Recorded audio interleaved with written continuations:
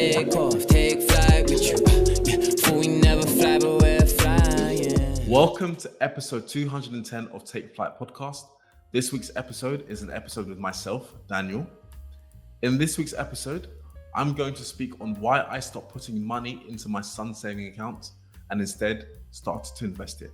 So without further ado, let's get right into today's episode. For those who pay close attention, in a number of episodes ago, to be precise, I touched on me opening a Vanguard account for my son. Before I continue, I want to express that what I'm going to share in this episode should not be considered or treated as investment or financial advice. So please allow me to first provide some context. So before my wife and I welcomed our first child, I was to research the best junior stocks and shares ISA or a bank account to open for a child. I say child because at this stage of me researching, we didn't know whether we were going to have a boy or girl. So I made the reference as child in this episode. Nevertheless, I didn't open an account due to sheer procrastination, for a lack of a better word, although I had done a little research, but I did not execute. Consequently, when our son arrived, we started putting money into a dormant savings account of ours and began putting money away every month into that account. So I don't want to assume everyone knows what a stocks and shares ISA is, so I'll just try and break it down very simply. A junior stocks and shares ISA is a tax-efficient investment account for children under the age of 18 that allows you to hold stocks, funds, bonds, and other publicly traded investment products. Any returns made through the account are free from income tax and capital gains tax, regardless of amount. If you're a parent or legal guardian, you can set up a junior ISA account in your child's name. Friends and family can also add money to it as well. So when your child turns 18, they'll get full access to the account. They can put it towards university, getting on the property ladder, or even start a business. Will be entirely up to them. In the current tax year, 6th of April to the 5th of April, the following year, you can invest up to £9,000 for your child into a junior tax ISA. So that's what a stocks and shares ISA is. So as I said, I hadn't opened one up. We were putting money into a dormant savings account on a monthly basis.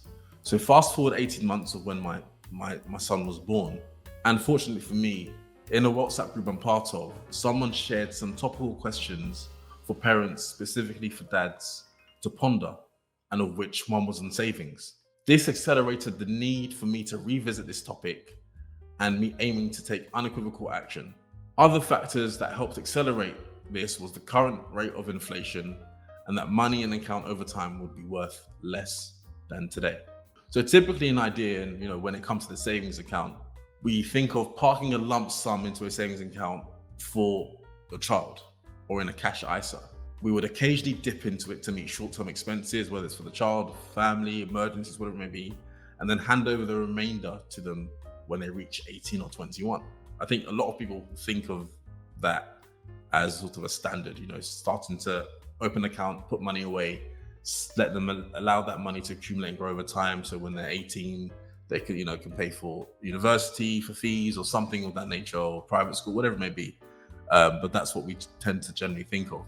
An alternative idea is to open up a junior stocks and shares ISA for your child, which I mentioned, and regularly invest into low-cost, globally diversified index funds. So you're thinking, why would I do that when there's risk involved?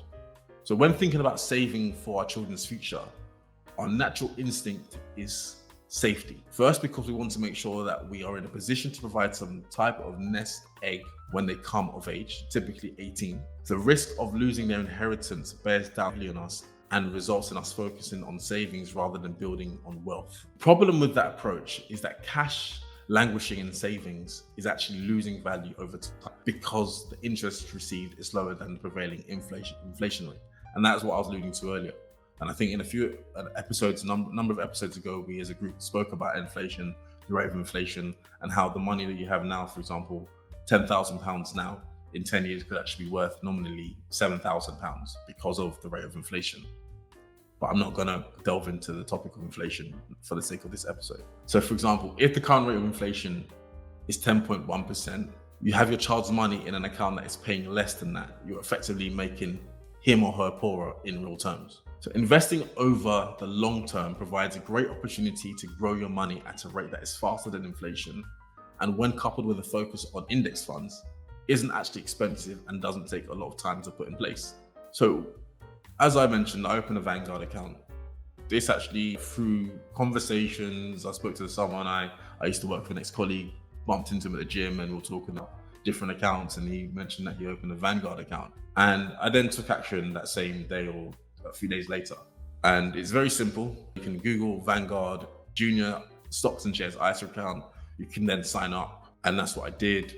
There's some documents, but I invested immediately. And when you log into the account, there are a number of different indices or indexes that you can invest in, different funds you can invest in. It shows you sort of past performance, projected performance, what you can expect to receive on an annual basis. But of course, there is also a risk of your investment going down. As with any investment, there is, of course, opportunity for it to rise, which we hope it does. But there's also the caveat that they have to include the amount that you invest can also reduce over time. But typically speaking, it can, accumulate over time. What I invested in, this again, it's not investment advice. I think it was a global FTSE index and another index that I invested in. And the great thing about Vanguard is there's a minimum which you have to invest, which I believe is 500, but you can do it on a recurring basis. So every single month, you can just set up almost like a standing order. It just invests into a specific index, or you can change it at any time to invest into another index.